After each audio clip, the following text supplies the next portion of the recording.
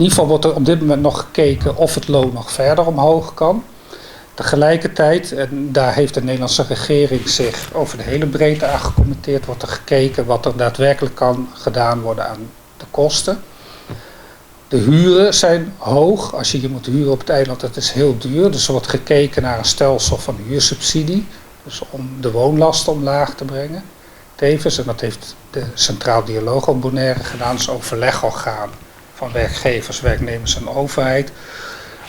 Die hebben een initiatief genomen om te kijken of de kosten van de nutsvoorzieningen, dus dat is het water, de elektriciteit, of die omlaag kunnen.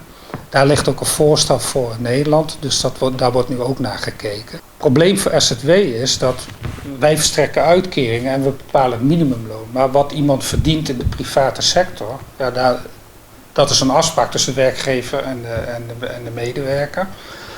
Daarom is het zo belangrijk om te kijken van wat kun je nog meer doen dan alleen maar uitkeringen verhogen.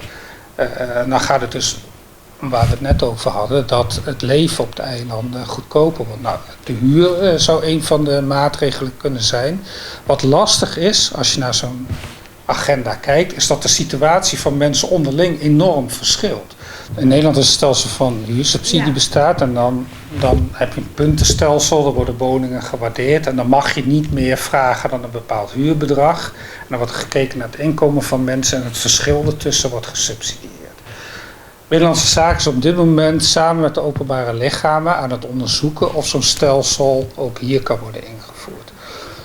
Als je kijkt naar de berekening van wat mensen nodig hebben om goed te kunnen leven, dan zijn het met name de hoge huren die tot die armoede leiden. Als je het hebt over armoede, is dat niet alleen een uitkering die SZW geeft of het bepalen van het minimumloon, maar is het ook de prijs van water en elektriciteit. Daar gaat SZW niet over, maar hoort daar wel bij. De huur, uiteindelijk bepaalt dat ook of je wel of niet in armoede leeft. Dus daarom is er ook gezegd, nee, we gaan dat niet in hokjes verdelen en zeggen van ik doe dit en de ander is daar verantwoordelijk voor, daar ga ik niet over. De staatssecretaris van Sociale Zaken zegt nee, dat moeten we in totaliteit bekijken, want de mensen hebben niets aan deeloplossingen.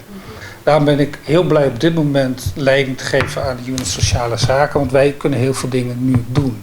Vanaf 2019 hebben we een aantal maatregelen in uitvoering.